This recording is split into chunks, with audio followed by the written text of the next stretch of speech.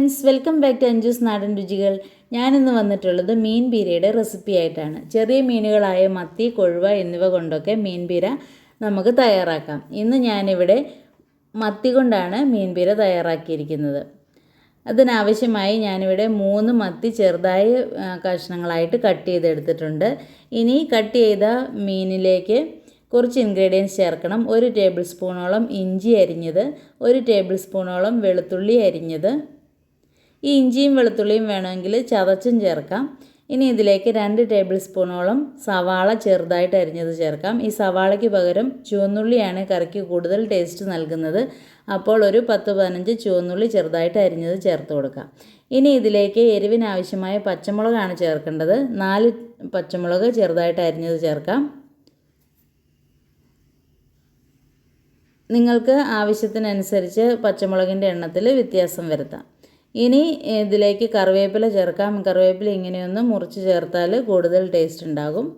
കുറച്ചേറെ കറിവേപ്പില ചേർക്കാം. ഇനി കറിയിലേക്ക് ചേർക്കേണ്ടത് തേങ്ങ ചിരകിയതാണ്. ഇവിടെ തേങ്ങ അരച്ചൊന്നും നമ്മൾ ചേർക്കുന്നില്ല. തേങ്ങ ചിരകിയത് അങ്ങനെ ചേർത്ത് കൊടുക്കുകയാണ്. അപ്പോൾ ഒരു വലിയ മുറി തേങ്ങയുടെ പകുതി ഭാഗത്തോളം ഞാനിവിടെ എടുത്തിട്ടുണ്ട്.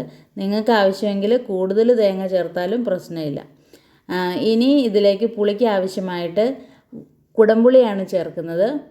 ഒരു വലിയ കഷ്ണം കുടംപുളിയും ഒരു ചെറിയ കഷ്ണവും ഞാനിവിടെ എടുത്തിട്ടുണ്ട്. വെള്ളത്തിലിട്ട് നന്നായി കഴുകി കുതിർത്തി എടുത്തതാണ്. ഇനി ഇത് ഒന്ന് ചെറിയ പീസായിട്ടൊന്ന് കട്ട് ചെയ്ത് കൊടുക്കാം. അപ്പോൾ പുളി കൂടുതലായിട്ട് ഇറങ്ങും. പിന്നെ ഈ പുളിക്ക് പകരം ഇരുമ്പം പുളിയോ മാങ്ങയോ ഒക്കെ ചേർക്കാം.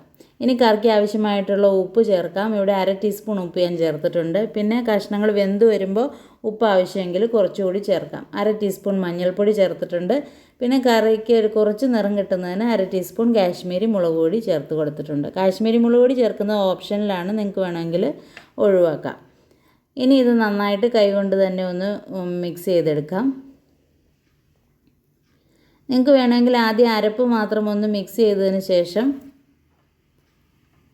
പിന്നെ കഷ്ണങ്ങളിട്ടൊന്ന് ഇളക്കിയാലും മതി. ഇനി ഇതിലേക്ക് ഒരു 1/4 ഗ്ലാസ് വെള്ളം മാത്രം ചേർത്ത് കൊടുക്കാം. ഇത് അധികം വെള്ളം ഉള്ള ഒരു കറി പോലെയല്ല, കുറച്ചൊരു തോരൻ പരുവത്തിലാണ് വരേണ്ടത്. അതുകൊണ്ടൊരു 1/4 ഗ്ലാസ് വെള്ളം മീൻ വേകുന്നതിന് ആവശ്യമായിട്ട് മാത്രം ഒഴിച്ചു കൊടുക്കാം. ഇപ്പോൾ ഒരു 5 മിനിറ്റ് ഹൈ ഫ്ലെയിമിൽ വെച്ച് നന്നായി വേവിച്ചിട്ടുണ്ട്. ഇനി അതിന് ശേഷം ഒരു 5 മിനിറ്റോടെ പാത്രം തുറന്നു വെച്ച് ഈ വെള്ളം വറ്റുന്നത് വരെ ഒരു ലോ ഫ്ലെയിമിൽ വെച്ച് വേവിച്ചെടുക്കാം.